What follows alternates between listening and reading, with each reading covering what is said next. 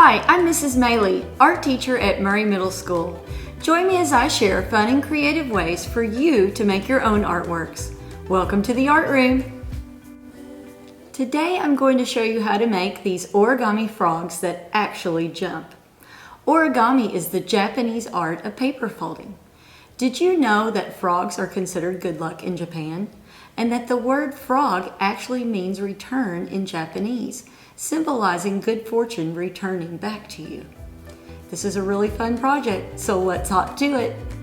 These are the things you'll need: 3x5 note cards, colored pencils, markers, a thin tip Sharpie, and optional for this project, blue construction paper, and cupcake papers. To get started with this project, you'll need one note card. And what you're going to do first is take the corner of the note card and fold it so that the top edge lines up with the side edge. Once you fold it, then you need to crease it really well. Now you're going to unfold, take the opposite corner, and repeat. You should have an X fold at the top of your card. Now you're going to turn the card over. In the very center of the X, you're going to fold the top edge down so that it meets the bottom of the X. If you fold this correctly, your fold should create a line through the center of the X. Now, flip your card over, and you're going to touch the center X, and it causes these sides to pop up. Now once this pops up, you're going to bring these two sides together and push it down. Next, you're going to take the top and push it straight down until it flattens out. You want to crease that really well.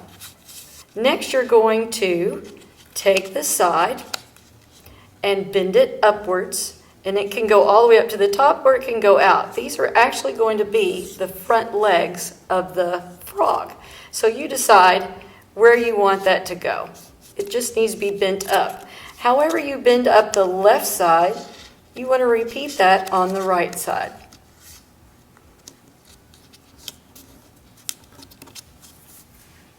Next, you're going to take this edge and you're going to fold it to the center point, just like this. And crease it. You may have to lift this up a bit so that it can go underneath. Now repeat that on this other side. This edge is going to fold over to the center. Lift up if you need to. Now crease it. So this is what we have. Okay, the next step is to bend straight up where this point is. So this whole thing is going to come upward to this point. So I'm going to bend it all the way up and crease it. So it looks like this. Now you're going to bend this bottom up to that point and crease it. The next step is to take this point and bend down. Whatever you do on the left, you want to repeat on the right. Make sure you crease it really well. This is going to be the back legs of the frog. So now you're going to open that up. This part is just a little bit tricky. And you're going to pull this up, and this little part inside is going to pull outward. And then you're going to flatten it down. Now what you do on the left, you repeat on the right.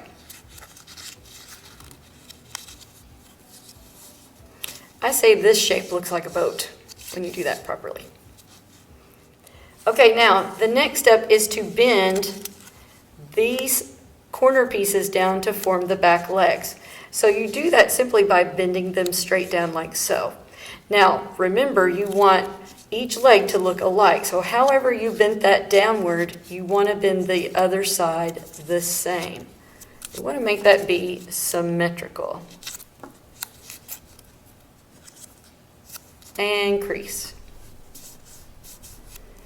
Now, this is what we have so far. Right now, our frog does not have the ability to jump. So we want to create a spring effect. If you'll see, there's like a little Z here, and that creates the ability for the frog to jump. So the way we're going to do that is bend this all the way up, crease one more time really well, and then this edge is going to bend back to this one. So you're going to bend this whole thing. It's a little bit tougher to bend because it's thick. Bend it all the way backwards and crease it. Okay, so if you've done it correctly, you should be able to turn to the side and see that little Z right there. Now, it takes a little bit of effort to practice and make sure your frog can jump. So I'm going to bend its little legs out. These are the front legs. This is its head. These are its back legs. This is the spring that allows it to jump. So what you're going to do is pull back with your finger, putting some pressure on that spring, and then your finger is going to slide off its back like this. And that's what allows it to jump. So you may have to move the legs around just a little bit to make sure it can jump. And once you're happy with that, then you're going to start putting your designs on your frog. Now your frog's going to need some eyes, and then the designs that you choose are really up to you. So what I like to do is fold this back out flat because it's a lot easier to draw when it's flat. And these are where the eyes are going to go. I'll put these out so we can see them. I like to just draw some ovals. It's really up to you how you make your eyes look. Do a couple of ovals. And then fill these little circles in, make them nice and dark. If it's going to be a little girl frog, you might give it some extra long eyelashes. And then you have to decide what else you want to add. So I'm thinking about, on this one I did little polka dots. This one's almost like a camo. And this one has little stripes. I think I may do some paisleys on this one. Okay, so my first step, I'm going to create a little bow on my frog's head. Just because I think that's cool. And here's my little bow.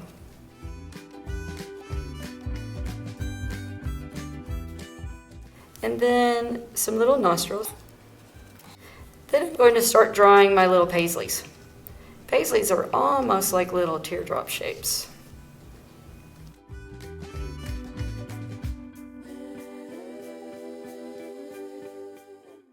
Now it's really up to you what you draw on your frog. You can design it to look however you like. I just thought that might be kind of fun.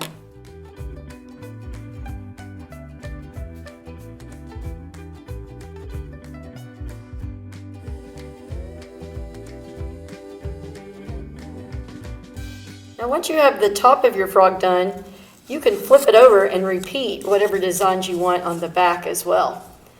Then you're going to fold it back so that those little legs create that spring.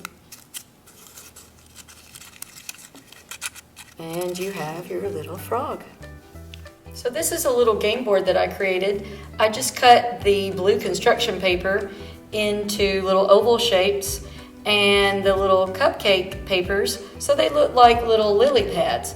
And then I just put points on each of the cupcake papers. And what you try and do is pull back your frog and see if you can make it to one of the cupcake papers.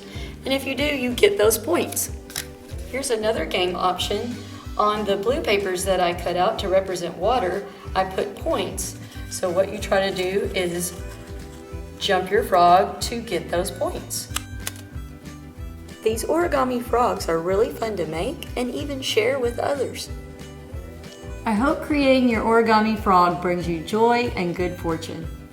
Remember to always believe in yourself, share your love of art with others, and make the world a more beautiful place. Until next time, this is Miss Maylie in the Art Room.